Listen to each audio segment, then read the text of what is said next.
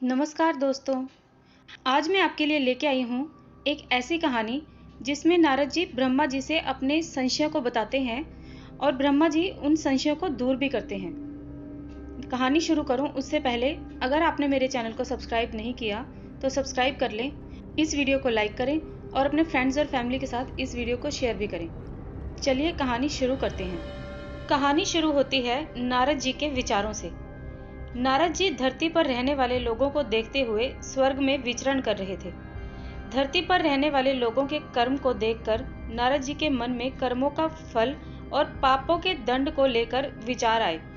अपने यह विचार लेकर वह ब्रह्मा जी के पास जाते हैं और ब्रह्मा जी से पूछते हैं, हे ब्रह्मा जी, यदि बुरे कर्म करने वाला इंसान अच्छे कर्म करने लग जाए तो क्या वह अपने पापों से मुक्त हो सकता है? क्या वह अपने पापों से मिलने वाली सजा से बच सकता है? तब ब्रह्मा जी ने नारद जी के इन सवालों का जवाब देते हुए कहा कि हाँ भी और नहीं भी। हाँ का मतलब यह है कि कोई इंसान अपने किए गए पापों से मुक्ति पाना चाहता है तो उसके लिए निस्वार्थ भाव से अपनाया गया दान, पुण्य, धर्म और भक्ति का रास्ता सबसे उत्तम होता है। अगर इंसान दिल से अपने पापों का प्रायश्चित करते हुए निस्वार्थ भाव से दान, पुण्य, धर्म और भक्ति का रास्ता अपनाता है तो वह उस जन्म में अपने मिलने वाले पापों के दंड से मुक्त हो सकता है। इससे उस इंसान के किए गए पापों की सजा कुछ कम जरूर हो जाएगी, लेकिन पापों का दंड तो उसे जीवन काल में भोगना ही पड़ेगा। और यदि वो अपनी पूरी उम्र श्रद्धा और विश्वास से ईश्वर की भक्ति में और पुण्य कर्मों में लगा देता है तो वह अपने पापों से सदा के लिए मुक्त हो सकता है। भक्ति में इतनी शक्ति होती है कि इंसान मोक्ष तक को प्राप्त कर सकता है। और नहीं का मतलब ये है कि अगर वो इंसान दान, पुण्य, धर्म और भक्ति का रास्ता या कोई भी अच्छा कर्म निस्वार्थ भाव से ना अपनाकर किसी स्वयं के मकसद को पूरा करने के लिए या किसी लालच से अपनाता है तो इसे दिखावा बोला जाता है। ऐसा करने से उसे उसके पापों से छुटकारा कभी नहीं मिल सकता। इंसान के द्वारा किया गया घोर पाप और अपराध उसका अगले कई जन्मों तक पीछा नहीं छोड़ते। ब्रह्मा जी नारद जी को इसी पर आधारित एक सच्ची कहानी सुनाते हैं। एक गांव में एक सूद नाम का इंसान रहता था। वह गलत लोगों की संगत में आ जाने की वजह से डाकू बन गया था। वह लोगों को मार कर अक्सर उनका धन लूट लेता था। एक दिन डाकू जंगल से होता हुआ सड़क की ओर जा ही रहा था कि अचानक एक नाग नागिन का जोड़ा डाकू के रास्ते में आ जाता है। डाकू को देखकर नाग नागिन अपनी रक्षा के लिए फन फैला लेते हैं। डाकू घबरा जाता है और अपनी बंदूक उन नाग नागिन पर तान देता है। यह देखकर नाग नागिन क्रोधित हो जाते हैं और उस डाकू पर हमला कर देते हैं। डाकू अपनी जान बचाने के लिए 2 कदम पीछे हटता हुआ नाग नागिन पर गोली चला देता है। ये देखकर नाग डाकू पर तेजी से हमला करता हुआ डाकू की बंदूक पर चिपक जाता है। डाकू अपनी बंदूक को कहीं दूर फेंक देता है और वहां से भाग निकलता है। भागते भागते डाकू सड़क पर पहुंच जाता है। वहीं दूसरी तरफ उसी रास्ते से एक औरत और उसके साथ उसका 11 साल का बेटा दोनों घर की तरफ जा रहे थे। अचानक डाकू भी वहीं आ जाता है। डाकू देखकर माँ बेटे घबरा जाते हैं। डाकू औरत के करीब जाता है और बलपूर्वक उस औरत से उसके गले में टंगा हुआ सोने का हार खींच लेता है। अब औरत अपने और अपने बच्चे की जान की रक्षा के लिए उस डाकू से दया की भीख मांगती है।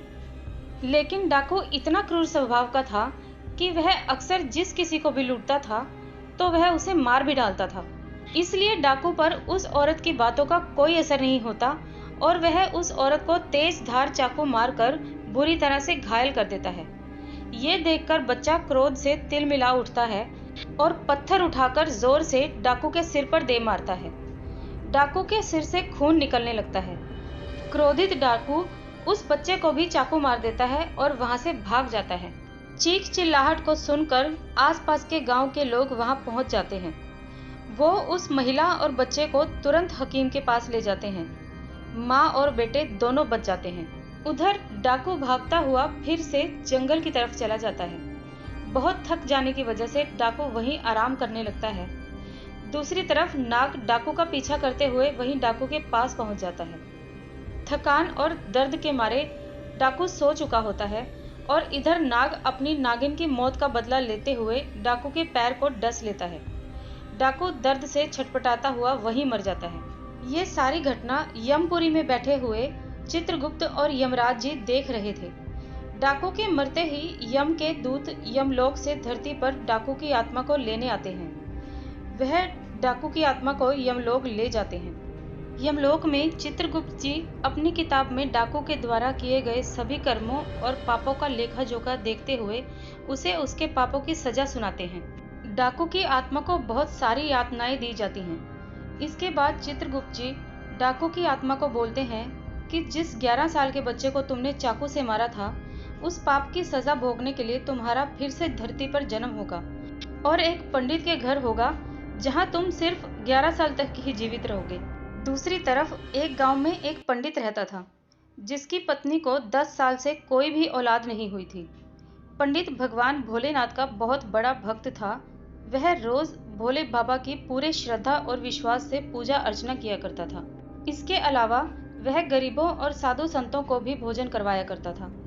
एक दिन भगवान शंकर पंडित जी की सच्ची भक्ति और पुण्य कर्मों से प्रसन्न होकर पंडित जी को दर्शन देते हैं। पंडित भगवान शंकर जी के दर्शन पाकर बहुत प्रसन्न हो जाता है। भगवान शंकर बोलते हैं कि मैं तुम्हारी सच्ची भक्ति से बहुत प्रसन्न हूँ, बोलो क्या वरदान चाहिए तुम्हें। पंडित जी एक पुत्र की मांग करते हैं। भगवान शंकर तो अंतर्यामी है, वह भूत और भविष्य पहले से ही जानते हैं। उन्हें पहले से ही पता था कि पंडित क्या वरदान मांगेगा, इसलिए उन्होंने पंडित को पुत्र देने का वरदान देने से पहले ही यह बता दिया कि यह पुत्र सिर्फ 11 वर्ष ही जिएगा, उसके बाद मर जाएगा।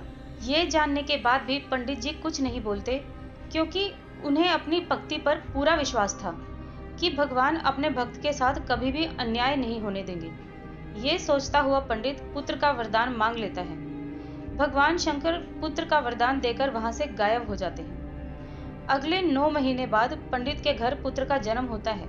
इधर पंडित यह जानते हुए भी कि यह केवल 11 साल ही जिएगा, फिर भी प्रसन्न रहता है।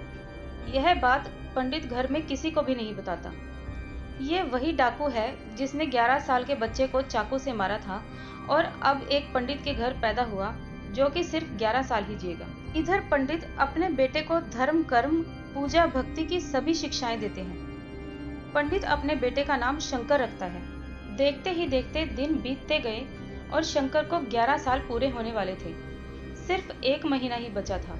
पंडित शंकर के मामा को तुरंत घर बुलवाते हैं और खूब सारा धन देकर काशी जाने को कहते हैं। पंडित धन देते हुए बोलते हैं कि वहां शंकर के हाथों 28 दिन तक यज्ञ करवाना, साधु संतों को पूरी श्रद्धा से भोजन करवाना और पूरी विधि अनुसार महामृत्युंजय के मंत्र का जाप करते हुए 28 दिनों तक रोज सुबह भगवान शिव की पूरी श्रद्धा से पूजा करना। अगले ही दिन मामा और शंकर धन लेकर काशी के लिए निकल पड़ते हैं। काशी पहुंचते ही मामा और शंकर वो सब कुछ करना शुरू कर देते हैं जैसे कि पंडित जी ने बताया था। ठीक 28वें दिन शंकर की हालत अचानक खराब हो जाती है। शंकर के मामा शंकर को आराम करने के लिए अंदर भेज देते हैं। शंकर के मामा जब साधुओं को भोजन करवा के शाम को वापस लौटते हैं तो शंकर को मरा हुआ पाते हैं। ये देखकर शंकर के मामा जोर जोर से रोने लगते हैं। इतने में यमराज के दूत शंकर की आत्मा को लेकर यमलोक पहुंच जाते हैं। यमलोक में चित्रगुप्त जैसे ही शंकर के पाप पुण्य के लेखों की किताब खोलते हैं तो चकित रह जाते हैं और जोर जोर से बोल उठते हैं, असंभव, अद्भुत। ये 2 शब्द बोलते ही चित्रगुप्त कुछ देर तक तो यूं ही मौन खड़े रहते हैं। फिर कुछ देर बाद चित्रगुप्त ऊंचे स्वर में यमदूतों को आदेश देते हैं कि तुरंत अभी के अभी शंकर की आत्मा को शंकर के शरीर में डालकर आओ। यमदूत शंकर को उसके शरीर में पुनः डाल देते हैं और शंकर फिर से जी उठता है। अचानक यह चमत्कार देखकर कि शंकर के शरीर में हलचल हो रही है, शंकर के मामा की खुशी का ठिकाना नहीं रहता। वहां यमलोक में इस बात को लेकर यमराज चित्रगुप्त से सवाल करते हैं कि ये कैसे हुआ।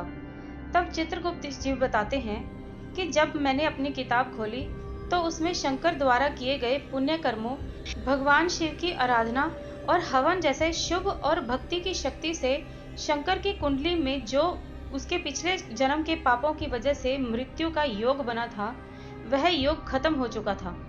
इसी के साथ शंकर के पुण्यों का लेखा सबसे अधिक था। इस वजह से शंकर की उम्र बढ़कर 90 साल हो चुकी थी। इधर शंकर के मामा पूरे हर्षोल्लास के साथ शंकर को लेकर घर पहुंचते हैं। तो शंकर को जिंदा देखकर शंकर के पिता इतने खुश होते हैं मानो उन्हें नया जीवन मिल गया हो। तब शंकर सबको वो बात बताता है जो उसके साथ यमलोक में हुआ। ये सुन सभी का भगवान के प्रति श्रद्धा और विश्वास और बढ़ गया। इतना बोलकर ब्रह्मा जी अपनी कहानी को समाप्त करते हैं। अब नारद जी को अपने सभी प्रश्नों का उचित जवाब मिल चुका था। भक्तों, आपको ये कहानी कैसी लगी मुझे कमेंट बॉक्स में ज़रूर बताएं। मेरे इस चैनल को सब्सक्राइब करना ना भूलें। धन्यवाद।